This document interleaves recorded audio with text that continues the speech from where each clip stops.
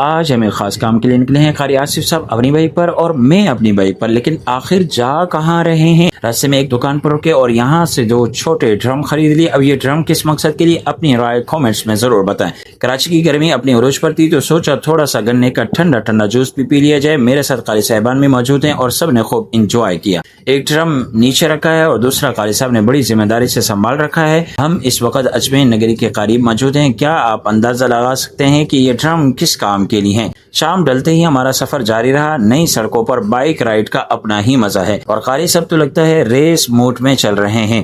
بھائی اس وقت قاری آصف باول پوری صاحب، قاری آصف جلال پوری صاحب دامت برکات مالیہ سامنے اسپار اور مسجد کے مینار، اور اس وقت نین اعظم آباد میں سامنے دنیا چرنگی، اور یہ حضرات ماشاءاللہ